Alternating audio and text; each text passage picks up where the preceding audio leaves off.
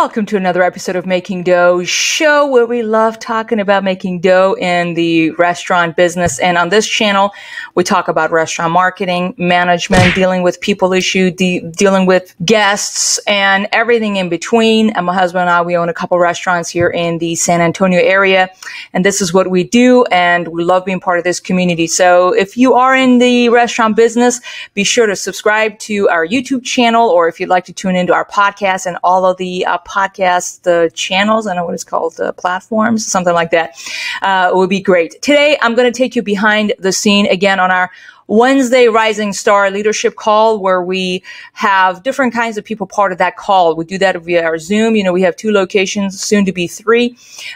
We have managers, we have leads, and those who would like to become leads or those who would like to become managers. So we have this meeting that we have together, trying to have conversations around where we want to be as a restaurant, what kind of a service we want to provide our guests. So today we're talking about exceeding expectation, because that is going to be the theme, our quarterly theme, that as a team we're going to focus on. So that's what we're talking about today. And as always, I would love to hear your thoughts. Be sure to reach out anytime. Send us an email to makingdoughtshow@gmail.com. And with that, let's get into it, and let's get into another episode of Making Dough Show. Thank you so much. First, I wanted to say, obviously, as you guys know, when a guest comes in and orders at our restaurant or any other restaurant, they go in with already a set of expectations. Somebody who goes to McDonald's and or goes to Chick-fil-A, they go in with a set of expectations. So, and obviously, we're not a charity. This is a for-profit business, and there is money involved. And they do not give us monopoly money. They give us real money. So they have expectations that we need to meet. So that is incredibly important. So when we do not meet our guests' expectation consistently, they do terminate us. We were talking about that, terminating guests and or terminating team members when, you know, they do not meet their expectations. Same as with our restaurant. When people come in and do business with us, if we do not meet their expectation, equally they do terminate us. It's just subtle and not in our face, so we don't know that as much. But there are a lot of people that come in. They do continue to do business with us after their first time, and there is a lot of people who do not come back for whatever reason. So that's that. I wanted to again emphasize the fact that when there is money involved, things get very serious. People get frustrated over black olives, that it wasn't enough on the pizza, because it's not about the black olives. It's not about the 10 more minutes, what have you. It is about money. Families break apart, you know, when there is money involved, you know. That's what it is. Money matters. And part of that is because people work hard for their money. Do you guys work hard for your money? So if we were to say, like, simple numbers, is that somebody gives us $20 for a pizza, for easy math, if somebody makes $10 an hour for easy math, they're trading 1 hour of 2 hours of their life for a pizza, but that pizza is going to end up in something smelly in the bathroom in a few hours. They're trading hours of their lives. Does that make sense? Mm-hmm. So didn't need that image. I want to just emphasize the fact that people lose control and they get frustrated, partly because they're hungry, but it's because it is about their time, which goes into their money. So not just their waiting time, but rather time that they put in making their money. You all work incredibly hard for every dollar you make. So do our guests. So I personally hate to waste my time, and I hate it when other people waste my time. I don't know about you guys. I personally hate it because I have a very limited time. So same as with our guests, they have a very limited time. And that's one of the reasons we've always been overly obsessed about our ticket times in this company with the 10, 20, 30 rule, you know, documenting the VCB, all the time thing matters a lot. And part of that is because it matters to our guests, it matters to us, but that's one. And the reason I want to say that, a lot of times we think that a guest waited 10 more minutes. It was 5 more minutes. So like they placed their order, and the website communicates to them that the food is going to be ready hypothetically at 11:30. We set the expectation. We told them what to expect coming in, and they come in at 11:30, and it's been 30 minutes, and they come in and the food is not ready, and they had to wait another 10 minutes. In their mind, we did not meet their expectation because we told them it's going to be 11:30, and it was 10 more minutes. So it was like, 40 minutes for a pizza. So again, it's important to kind of understand why people get very illogically upset when it comes to things that seem very trivial to us, but it actually has a greater meaning to our guests. So I'm going to ask you guys some questions. I'd like you guys to describe an example that you had an experience at a restaurant and they did not meet your expectation. Can you guys tell me briefly one of those restaurants? Whataburger, their curbside takes forever. Fantastic. So what is the expectation you have going in there? What's the wait time you're expecting going in there? Well, when you order, they quote you the time it'll be ready, right? And it's usually like 10 minutes. And sometimes you're waiting there for 15 minutes, 20 minutes after that. How does that make you feel, Daniel? It makes me feel not important. Ooh. Okay, so what are the thoughts in your head when you are waiting in the car? It's been 10 minutes, it's been 15 minutes, it's been 20 minutes since you placed your order. What are the thoughts in your head? I'm just getting more frustrated as time goes by.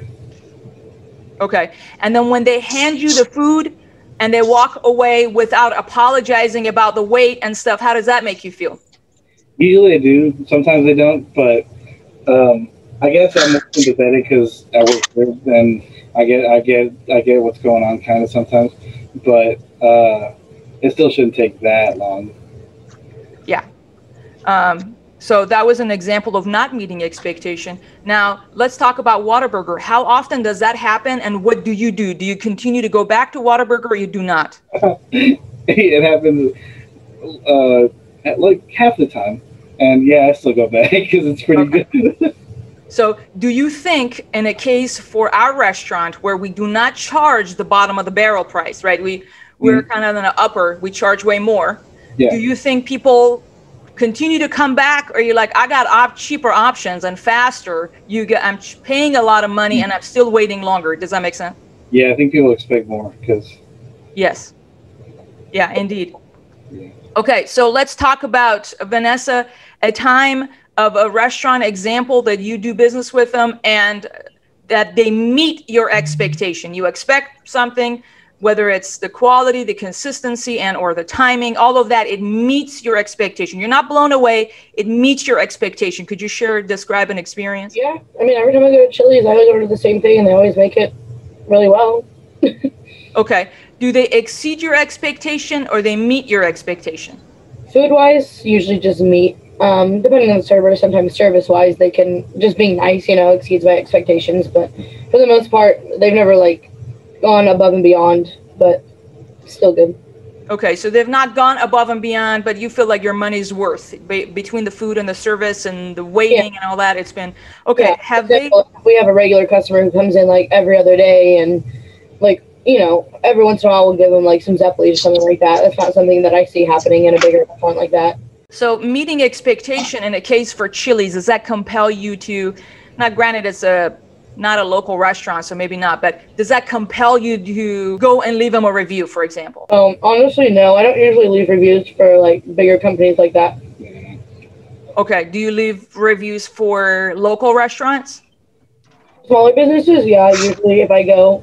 Okay. If they meet your expectation or if they exceed your expectation? Honestly, both. I mean, if they meet my expectations, I don't have very high expectations. So, I mean, I guess you can always exceed my expectations, but both. Okay. All right. So, in a case when an environment where you go to a restaurant, imagine another restaurant, maybe a local one. You go in there and you're trying them for the first time.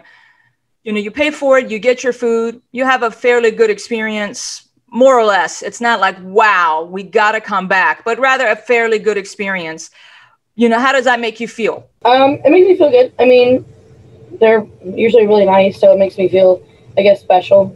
But at the same time, I also know it's their job. But okay. So when they make you feel special, do you think that is exceeding your expectation or meeting expectation? Oh, I don't expect to feel special, so I guess I'd be exceeding my expectations. Just meeting my expectations. I don't really have any negative or super positive feelings. I go in, I get what I want. I'm like, oh, that's okay, and I leave. Okay. Sounds good. So exactly. It doesn't, what I was trying to say is that when it doesn't exceed your expectation, it's not going to be that memorable. You're not, next time you're hungry, oh, we got to go there because, you you had such a good, you know what I mean? When you have a great experience somewhere that exceeds your expectation, you're quicker to want to go there again versus, I didn't think about it. I was just thinking about my day. I was just, whoever I was with eating, that's what I was, does that make sense? That's what I'm trying to communicate. Does that make sense? I totally agree. Okay. Max, I'd like you to share with us an experience at a restaurant where they exceeded your expectation. I don't know if that's ever happened to me. Oh, I can't really think of a time. you're saying that you go out eat a lot. You go out and eat a lot. Is that correct? Oh, no, actually, I usually eat at home. I mean, you've gone to Sorry to many be a bummer. you've gone to many restaurants in town, probably, right? I mean, the restaurants we have in town. Yeah, but nothing's really like amazed me. I've always gotten like mediocre service. It's because I go to Chili's and IHOP. What about Perry's? Okay. Perry's? I guess Perry's would be mediocre, but like it's a higher end restaurant, so they usually stop by more at the table and like ask for if I need a refill or if the food's all right. So I guess like the table service is high at Perry's, and that's what made it a little better. Yeah, but you expected because you paid for it. Is that what you're saying? Yeah, I expected it, so it wasn't really like exceeding my expectations. Okay. All right, Chris. Yeah. Hopefully you have something to share here of a restaurant experience where it exceeded your expectation. Can you share with us?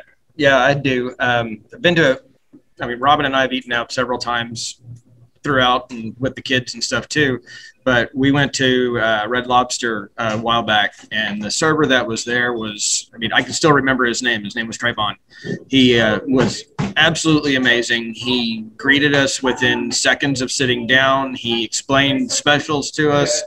He offered drinks. He was just very attentive through the entire course of dinner. To the point where Robin and I really didn't even have to ask for anything. It was right there next to us by the time when we were even thinking about it. So it's service like that kind of makes me feel special, makes Robin feel special, and is going above and beyond. Wow. What were the thoughts in your head, and you guys, when you were going through that experience, what were some of the thoughts in your head? Well, it's kind of, Robin and I both from the restaurant industry. Obviously I'm still in it. Robin was in the restaurant industry. So we kind of, it wouldn't be the same typical thoughts that a regular guest would have, because we were sitting there thinking that this kid's a real professional. He knows what he's doing. He's doing everything he can to take care of the guest. So we were kind of more of an analytical than we were a wow factor from a guest. So from a guest point of view, we would probably think that he was treating us like we were the only table that he had. So I wanted to just kind of go over some of the stuff you said. You still remember his name. How long has it been, give or take, you think? 2 years. 2 years. So that person was memorable. When an experience or a person exceeds expectation, it's memorable. So the name, the greeting kind of set a tone for you, it seems. Another word you used was attentive. The person was very attentive, and you didn't have to ask. You didn't have to maybe ask for a to-go box. You didn't have to ask for ranch. You didn't have to ask. That's exactly right. Yeah. So, well, Chris, that's what we're working towards around here. So let's get there. Let's get there. So the reason I'm going over this is, and hopefully, Max, we can take you guys out in the next month or so, and what have you, take you guys out to a nice restaurant so you get to experience something like that where it exceeds your expectation because you remember that experience because it's special. Does that make sense? Matt and I had that experience when we went to the Giada's restaurant in Las Vegas for the first time. I didn't even see where the guy comes in and gives us a refill. He was so good at the server. And what's interesting, a pattern is people have an expectation about the food. What makes the experience is the servers. Is that, you guys agree? Yeah. So food enough is not enough. And so, Vanessa, what does GEM stand for? Guest experience maker. Oh, that's no coincidence. Is that? No, that's not a coincidence. Okay, so that's why we call our servers the guest experience makers, because that's what you guys do. So that's with that. Okay, So I want to go with that. And I wanted to go back to time a little bit. And I want to go just real quick about the experience and what we set the expectation. When people go to Chick-fil-A and or Whataburger, they have an expectation of more or less how long it should take. Matt and I went to a very nice pizzeria. It was like a little pizzeria, deli or whatever in the middle of Austin a couple of days ago. And we waited 20 minutes for our pizza. And then we found out, oh, it's a deck oven. 25 minutes. It was a deck oven. So we expect, oh, okay, because we know, oh, that's going to take longer. But it took a little bit long because we go in there with an expectation of how long it should take. So I wanted to go over again, when the system tells somebody that the food is ready at 4:30 and they had to wait another 10 minutes and they lose their cool, is because they think that it took 40 minutes, not that it took extra 10 minutes. Vanessa, a lot of times in deliveries, we're like, it's going to take 70 to 90 minutes. And maybe it took 95 minutes. And we're like, what's the big deal? It took 5 minutes more than what we quoted. Is that correct, Vanessa? Does that ever happen? Yes. Okay. Once or twice. Okay. Does that happen because of 5 minutes, or it's because it took 95 minutes for a guest to get an order of a salad and a pizza? Does that make sense? I would say generally lately we've had a lot more patient customers when it comes to busy nights, because that's when our longer deliveries are.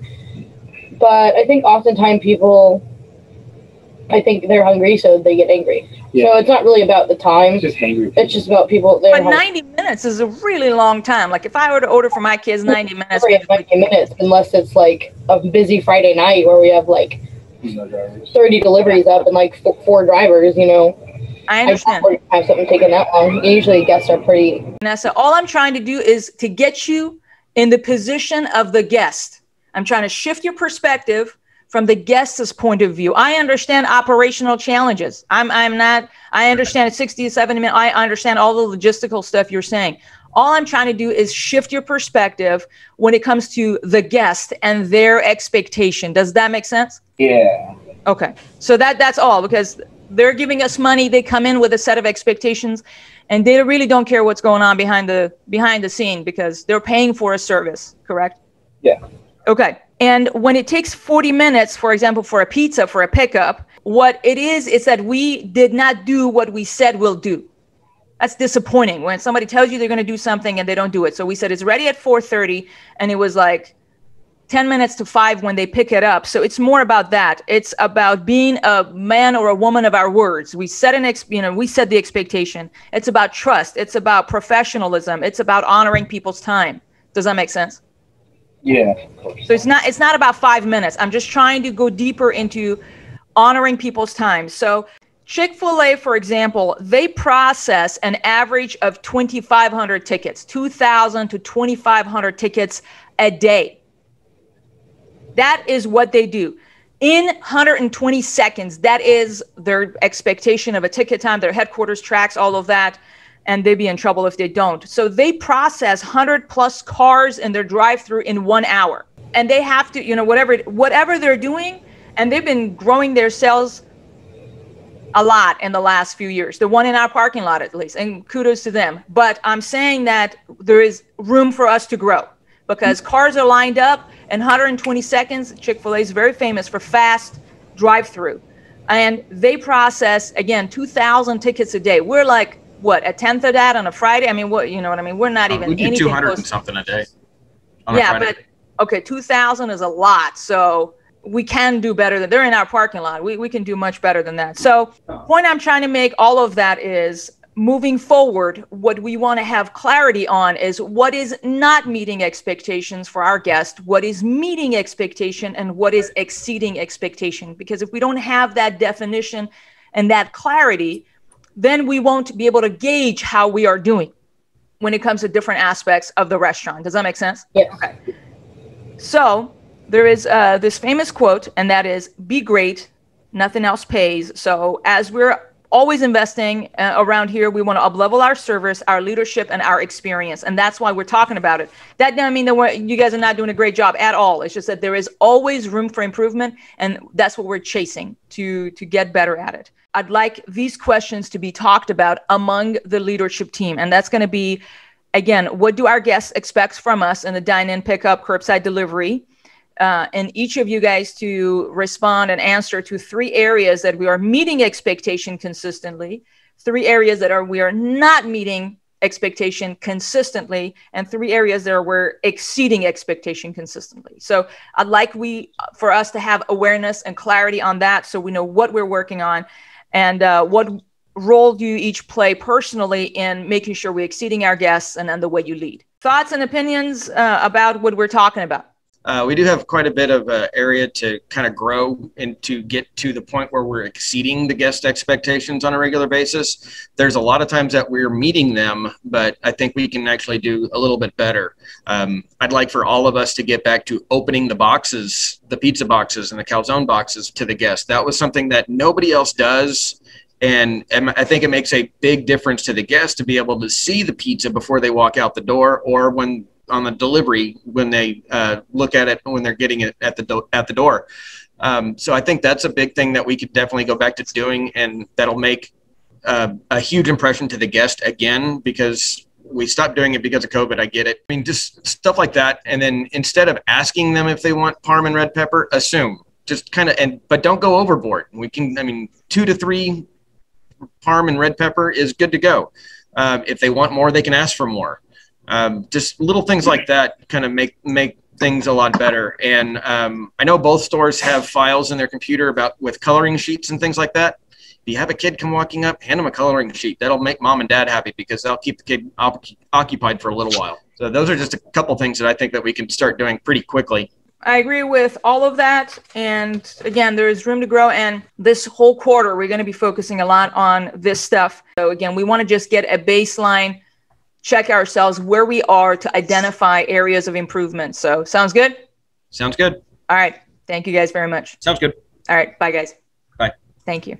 Thank you so much for tuning into another episode of Making Dough Show. Let me know your thoughts. Send me a quick email at makingdoughshow@gmail.com. Be sure to subscribe to the show on YouTube and on all podcast platforms. And if you can leave us a review on iTunes or what have you, it would mean the world to me. And now with that, let's get back to work and make some dough. Thank you. Bye-bye.